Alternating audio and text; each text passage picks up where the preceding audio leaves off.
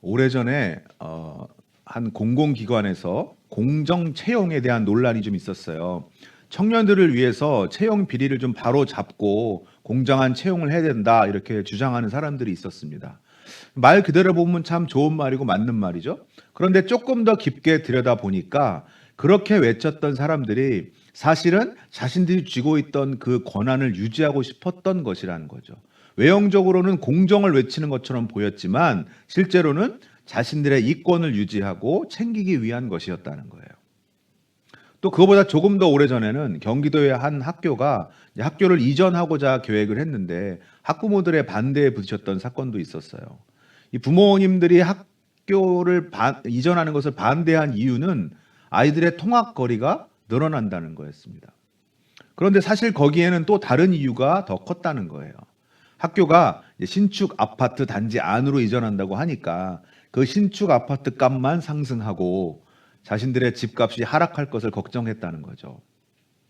또 어느 지역에서는 이 재생에너지 개발 계획이 발표가 됐는데 역시나 주민들의 거센 반대가 이어졌다는 기사도 있었어요. 이 주민들이 반대한 이유는 그 시설들로 인해서 자연 경관과 또 환경이 훼손된다는 거였습니다. 그러나 역시 진짜 이유는 따로 있었어요. 그 시설이 들어옴으로 인해서 자신들의 조망권이 침해를 당하고 역시 부동산 가격이 하락할 것을 우려했다는 거죠. 우리가 이런 상황들을 놓고 이런 말을 쓰곤 하죠. 결국은 밥그릇의 문제구나. 정치인들이 막 서로 싸우거나 대립할 때도요. 국민을 위한 것입니다. 우리 당을 위한 것입니다. 이렇게라고 말은 하지만 결국은 자신의 입지를 더 견고히 하거나 또 뭐 권력을 유지 또는 쟁취하기 위한 것일 경우가 참 많아요. 그런 경우에도 우리는 말합니다. 역시 결국은 밥그릇 싸움이구나. 예수님 당시에 가장 기득권층에 속했던 사람들이 바리새인들, 바리새파와 서기관들 그리고 대제사장들이었어요. 그들은 예수님을 격렬하게 비난하고 또 거부하였습니다. 외형적으로는 그 이유가 신성모독이었고 또 하나님 말씀인 율법을 어겼다는 것이 이유였어요. 그러나 그들의 속내도 역시 따로 있었습니다. 그들이 쥐고 있던 그 권세와 그 이익을 침해당할 것 같았기 때문인 거죠. 그들이 받고 있던 백성들로부터의 그 존경, 그것을 예수님께 넘겨줄 것 같았기 때문이에요. 그래서 결국은 그들이 예수님을 예의주시하면서 틈만 나면 헐뜯으려고 하고 비난하고 책망하였던 것입니다. 역시나 밥그릇 싸움이었어요. 오늘 본문도 마찬가지예요. 오늘 본문이 속한 누가복음 20장 전체는요. 처음부터 끝까지 다 이 서기관들, 대제사장들, 바리새인들이 예수님과 대립하는 기록이 기록되어 있습니다. 먼저 그 위쪽에 있는 오늘 본문 위에 있는 1절부터 8절까지를 보면 소위 권위 논쟁이라는 게 벌어집니다. 자, 오늘 본문 위에 있는 20장, 누가복음 20장 1절, 2절 읽어볼까요? 하루는 예수께서 성전에서 백성을 가르치시며 복음을 전하실새 대제사장들과 서기관들과 장들과 함께 가까이 와서 말하여 이르되 당신이 무슨 권위로 이런 일을 하는지 이 권위를 준 이가 누구인지 우리에게 말하라. 여기서 말하는 이런 일이란 게 뭘까요? 이런 일. 당신이 이런 일을 하는 권위가 어디서 왔느냐 했는데 이런 일이라는 게 일단은 그 앞서 있었던 성전 정화 사건이에요. 그렇죠. 예. 대제사장에게 큰 이득이 되는 사업이었잖아요. 그것을 망쳐놓은 거거든요, 예수님이. 그리고 지금 여기 1절 2절 나온 것처럼 예수님이 사람들을 가르치고 있는 것도 문제예요. 당시에는 사람들을 가르치는 것은요, 아무에게나 허용된 게 아니었습니다. 유대인들에게는 최고 의결 기관인 산헤드린 공회라는 게 있는데 이 공회에서 파견한 사람만 백성들을 가르칠 수가 있었어요. 그래서 지금 이 서기관들과 대제사장들이 예수님께 따지듯이 묻는 거예요. 아니 당신이 성전에 가서 그렇게 난리를 피고 또 지금 이렇게 허락도 없이 백성들을 가르치고 있는데 대체 그 권위가 어디서부터 온 거예요? 누가 당신에게 그런 권리를 주었습니까? 예수님께서 대답 대신에 오히려 그들에게 질문을 하세요. 4절 요한의 세례가 하늘로부터냐 사람으로부터냐? 왜 이런 질문을 하셨을까요? 만약에 이 사람들이 세례 요한의 세례가 하늘로부터입니다라고 대답을 하면 그런 하늘로부터 온 요한의 세례를 받고 하나님의 아들이다라고 선포되셨던 그 예수님의 권위를 인정하는 게 되잖아요. 반대로 요한의 세례가 사람으로부터다라고 대답한다면 이 당시 때 요한을 하나님께서 보낸 선지자라고 믿고 있었던 그 백성들의 반발을 사게 될 거죠. 이렇게도 저렇게도 대답할 수 없는 질문이었던 거예요. 결국 그들의 대답은 모른다였습니다. 자, 그랬더니 예수님께서 뭐라 하시냐면 그러면 나도 나의 권위에 대해서 대답하지 않겠다. 이렇게 예수님께 제대로 한 방을 얻어맞은 서기관과 대제사장들이에요. 하지만 그들은 포기하지 않습니다. 왜요? 그들의 밥그릇이 달렸으니까. 그래서 오늘 본문에 이 세금 논쟁이 벌어지게 된 거예요. 자, 오늘 본문 20장 20절 21절 읽어볼게요. 이에 그들이 엿보다가 예수를 총독의 다스림과 권세 아래에 넘기려 하여 정탐들을 보내어 그들로 스스로 의인인 채 하며 예수의 말을 책잡게 하니 그들이 물어 이르되 선생님이여 우리가 아노니 당신은 바로 말씀하시고 가르치시며 사람을 외모로 취하지 아니하시고 오직 진리로서 하나님의 도를 가르치시나이다. 그들은 예수님을 지금 로마 총독, 로마 당국에 넘길 명분을 찾기 위해서 예수님을 열심히 쫓아다니면서 증거를 수집하고 있어요. 그래서 이번에는 또 다른 질문을 던지는 거예요. 우리가 22절에 보니까 우리가 가이사에게 세금을 바치는 것이 옳습니까? 아니면 바치지 않는 것이 옳습니까? 가이사, 즉 로마의 황제에게 세금을 내는 게 맞습니까? 안 내는 게 맞습니까? 하는 질문을 던진 거예요. 당시에 로마의 식민지였던 이스라엘은 로마에게 여러 가지 세금을 내야만 했어요. 근데 그 중에 오늘 이 사람들이 말하는 세금은 인두세입니다. 남자 만 14세, 여자 만 12세의 모든 유대인들은, 이스라엘 사람들은 다 이 인두세를 내야만 했어요. 근데 이 당시에 이 세금이 늘 논쟁거리였어요. 이 바리새파를 중심으로 한 백성들은 하나님께서 택하신 민족인데 우리가 이방 나라의 황제에게 세금을 낸다는 것은 우리가 황제를 하나님과 동등하게 두는 것이다, 이렇게 생각해서 반대했던 거죠. 물론 여기에는 자기들 재산을 지키고자 하는 밥그릇 지키기도 작용을 한 겁니다만, 어쨌든 하지만 이 식민지 국가로서 로마의 정부의 세금 납부를 거부한다는 거, 이거 사실은 실질적으로 쉬운 일은 아니잖아요. 그래서 이 일은 그 사람들에게 늘 고민거리였고 논쟁거리였어요.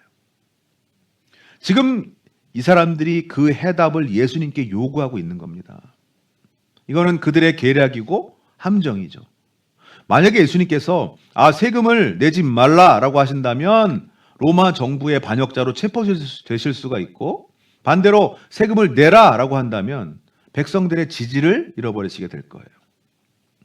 이렇게도 저렇게도 대답하기 어려운 질문이죠. 그들은 완벽한 덫을 놓았다고 생각했을 거예요. 하지만 앞서서 요한의 세례가 어디로부터냐 이렇게 완벽한 대답을 하셔서 그들을 꼼짝 못하게 만드셨던 예수님이잖아요. 자, 이번에 예수님은 어떻게 대답하셨을까요? 23, 24절 읽어볼게요. 예수께서 그 관계를 아시고 이르시되 데나리온 하나를 내게 보이라. 누구의 형상과 글이 여기 있느냐? 대답하되 가이사의 것이니이다. 예수님께서 이미 이렇게 질문하는 이 사람들의 그 계략을 다 알고 계셨어요. 자, 예수님께서 먼저 말씀하셨어요. 데나리온 하나를 좀 가져와라. 데나리온은 그 당시 때 로마의 동전이에요. 당시 이 동전으로 로마의 세금을 납부했습니다. 예수님께서 물으셨어요. 그 데나리온 동전에 누구의 형상과 글이 있느냐? 가이사의 것입니다. 그 당시 때 통용되던 데나리온이 바로 이겁니다. 이 데나리온 동전의 앞면에는요, 로마 황제인 가이사의 형상과 함께 이렇게 써 있었어요. 조노만 아우구스투스의 아들인 티베리우스 케사르, 즉 아우구스투스. 이 사람의 이름이에요. 조노만 아우구스투스는 이제 로마의 초대 황제였던 옥타비아누스 아우구스투누스 케사르. 아유, 힘들어요. 옥타비아누스 아우구스투스 케사르. 그 사람의 아들 티베리우스 케사르, 즉 아우구스투스는 제2대 황제인 티베리우스 케사르를 말하는 겁니다. 자, 그리고 뒷면에는 종려나무 가지를 쥐고 앉아 있는 평화의 여신, 형상인데 황제의 어머니인 리비아의 형상이에요. 그리고 거기에는 최고의 제사장 이렇게 써 있어요. 로마 황제들은요, 당시에 자동적으로 로마에서 믿고 있는 여러 가지 로마 사교들, 종교들의 대제사장 역할을 겸했거든요. 그러니까 이것도 역시 황제를 높이는 글인 거예요. 당시에 유대인들은 이 동전을 사용한다는 것만으로도 황제를 인정하는 것으로 여겼기 때문에, 높이는 것으로 여겼기 때문에 이 동전 쓰기를 꺼려했어요. 그런데 지금 예수님께서 뭐라고 하셨어요? 데나리온 하나를 가져와라. 그랬을 때 서기관과 대제사장들이 이 동전을 꺼내 들었단 말이에요. 말로는 황제를 하나님과 동등하게 섬길 수 없다면서 말로는 그렇게 해놓고선 이미 이 동전을 사용하고 있었다는 거죠. 이것만으로도 사실 이미 이 사람들은 자신들의 모순을 드러낸 거예요. 데나리온 동전을 꺼내든 그들에게 예수님께서 말씀하십니다. 25절 이르시되 그런즉 가이사의 것은 가이사에게 하나님의 것은 하나님께 바치라 하시니. 먼저 가이사의 것은 가이사에게 바쳐라라고 하셨어요. 동전에 가이사 즉 황제의 형상이 적혀 있으니까 이 동전의 소유는 황제 가이사예요. 그러니 그 동전을 그에게 돌려주라는 거예요. 무슨 말씀이죠 이게? 세금을 내라는 거죠.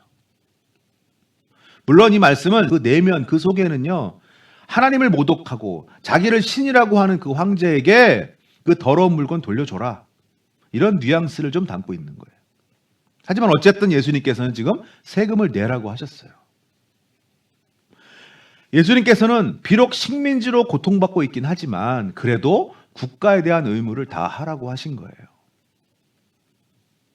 미국의 정치가였던 다니엘 웹스터라는 사람이 이렇게 말했습니다.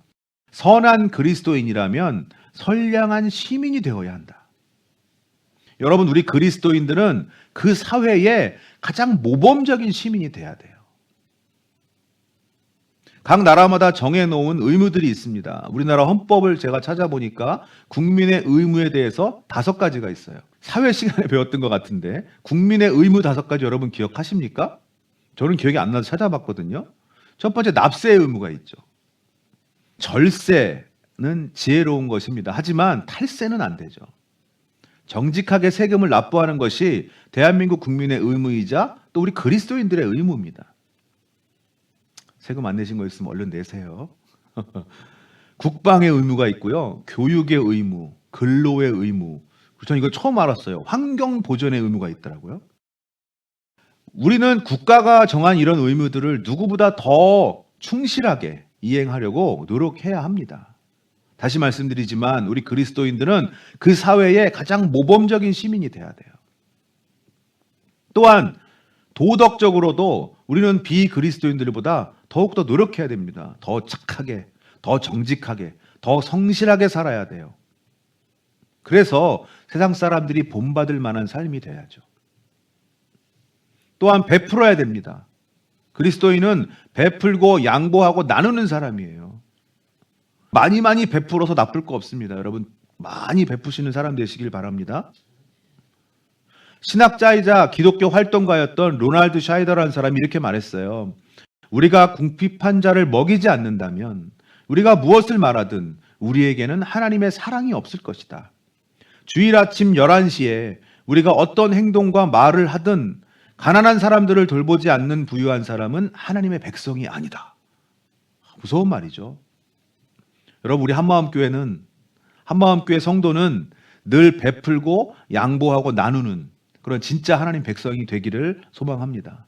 이미 그러신 분들이지만 여러분, 정치, 사회, 문화, 경제, 이 세상의 모든 분야들은 우리 신앙과 별개의 것이 아니에요. 우리가 월화수목금토 주중의 삶과 또 이 주일의 삶이 딱 분리되어 있어서는 안 됩니다.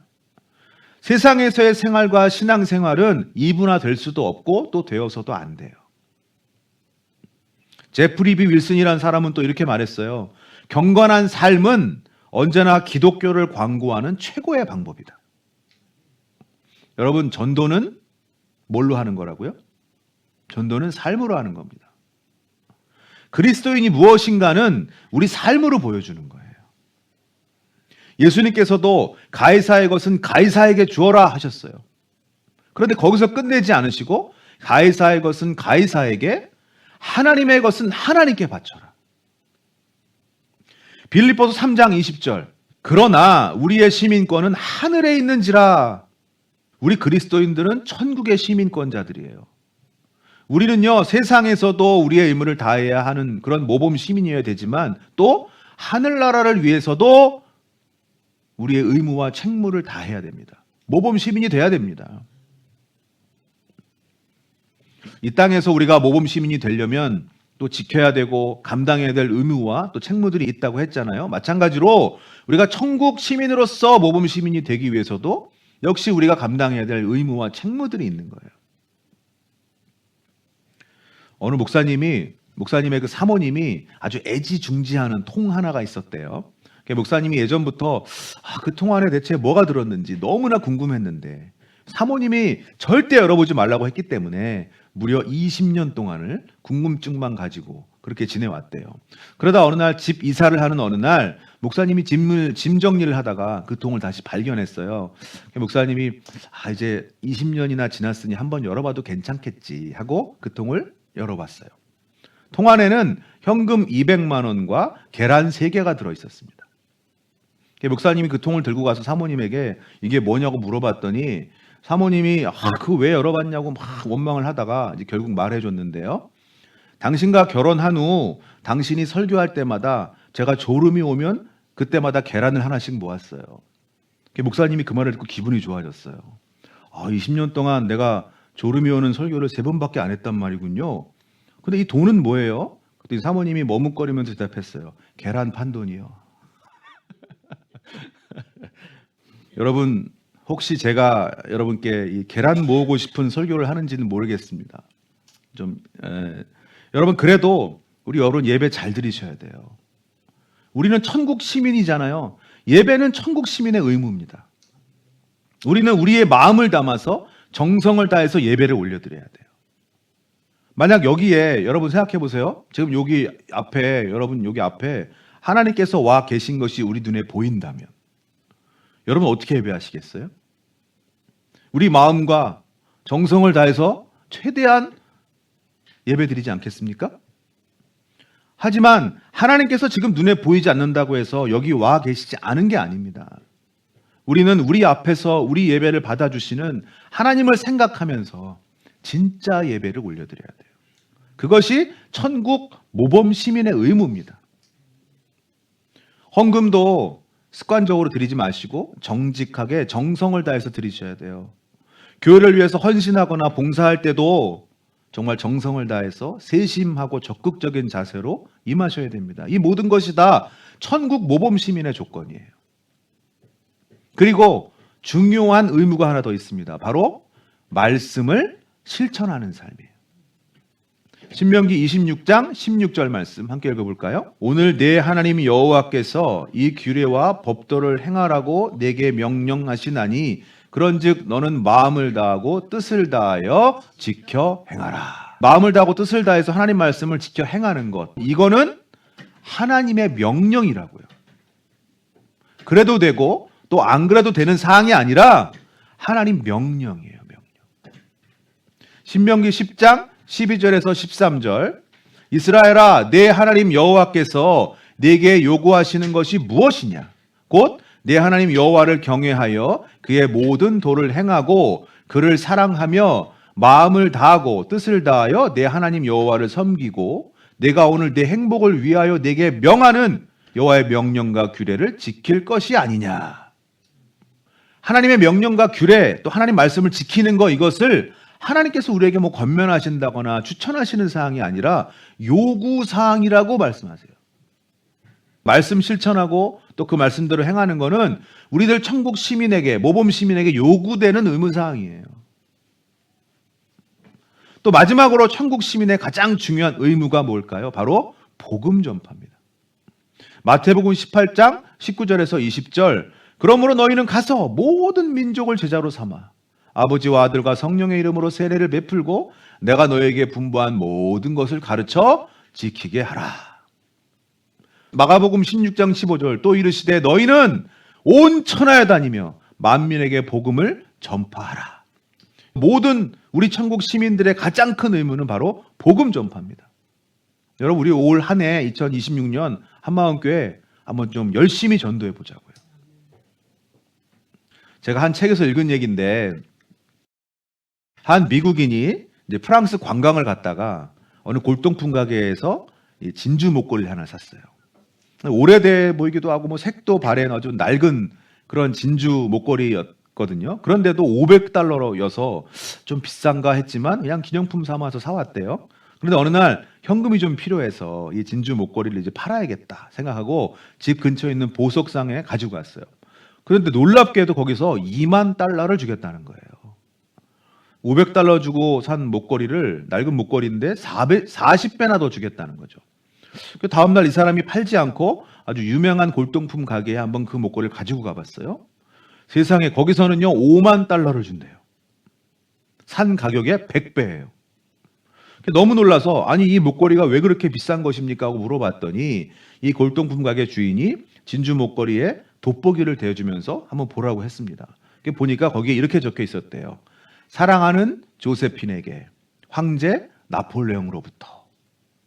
그리고 그 옆에 나폴레옹의 친필 사인이 있었습니다. 가게 주인이 이렇게 얘기했어요.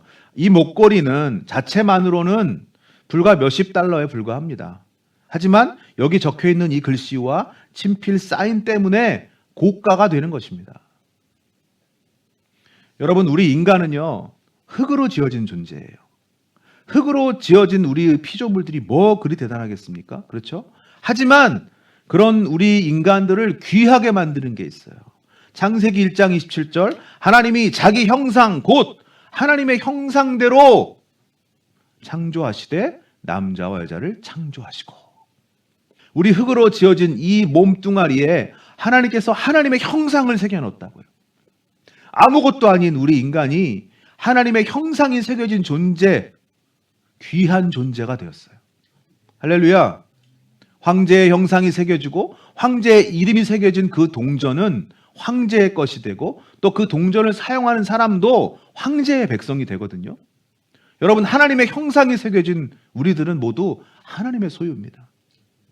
로마서 12장 1절, 그러므로 형제들아 내가 하나님의 모든 자비하심으로 너희를 권하노니 너희 몸을 하나님이 기뻐하시는 거룩한 산 제물로 드리라. 아멘. 하나님의 것은 하나님께 바치라. 우리는 하나님의 형상이 새겨진 하나님의 소유된 우리 이 몸, 우리 인생을 하나님께 거룩한 산 제물로 드려야 돼요. 여러분의 인생은 여러분께 아닙니다. 하나님의 것이기 때문에 우리가 하나님께 온전히 드려야 돼요. 그럴 때 우리는 천국의 모범 시민이 될 겁니다. 아멘. 어느 날 아기 낙타가 엄마 낙타에게 물어봤어요. 엄마, 우리는 왜 이렇게 눈썹이 길어요? 아, 그건 사막에서 부는 모래바람으로부터 눈을 보호하기 위해서란다. 아, 그렇구나. 그러면 엄마, 우리는 왜 발가락이 2개예요? 아, 그건 사막에서 모래에 빠지지 않기 위해서지. 그렇구나. 그러면 우리 등은 왜 이렇게 불룩하게 튀어나왔어요? 그건 물이 없는 사막에서 물을 저장하기 위해서란다. 아, 그렇군요. 그런데 이 이야기를 다 듣고 난 아기 낙타가 심각한 얼굴로 엄마 낙타에게 이렇게 말했어요. 엄마, 근데 우리는 지금 동물원에서 뭐 하는 거예요? 여러분, 하나님께서 우리에게 너무나 많은 걸 주셨어요. 그런데 그거는요, 이유가 있어서입니다. 고린도후서 9장 8절, 하나님이 능히 모든 은혜를 너희에게 넘치게 하시나니 이는 너희로 모든 일에 항상 모든 것이 넉넉하여 모든 착한 일을 넘치게 하게 하려 하심이라. 우리 한국 교회는 넘치도록 착한 일을 하고 넘치도록 주의 일을 하기 위해서 넘치도록 은혜를 받았는데 지금 우리는 여기서 뭘 하고 있는 걸까요? 도덕적으로 책망받는 일이 너무나 많고 전도도 충분하지 못한 것 같은 우리 한국교회. 우리 한국교회는 지금 뭘 하고 있는 걸까요? 우리 한마음교회는요, 사실 매년 특별한 표어를 정한다든가 이런 걸 하지 않고 있는데요. 올해 2026년 우리가 혹시나 표어를 정한다면 모범 시민이 됩시다. 이것도 좋을 것 같은 생각이 들어요. 이중적인 의미죠. 세상에서도 모범 시민이 되고 우리 천국 모범 시민이 되자. 여러분, 우리 그리스도인들은 누구보다도 모범 시민이 돼야 됩니다. 이 땅에서 모범 시민이어야 하고요. 누구보다도 도덕적이고 누구보다도 준법 정신이 강하고 누구보다도 선하고 정직해야 돼요. 또한 우리 그리스도인들은 천국 모범 시민이어야 합니다. 정성을 다한 예배, 정직한 헌금을 올려드리고 말씀대로 사는 삶을 위해서 노력하며 복음 전파에 우리 인생을 드려야 됩니다. 사랑하는 여러분, 이 땅의 모범 시민, 천국의 모범 시민. 그래서 초대교회처럼 하나님을 기쁘게 해드리고 세상 사람들에게도 존경받는 그런 우리 한마음교회가 되기를 소망합니다. 아멘. 기도하겠습니다.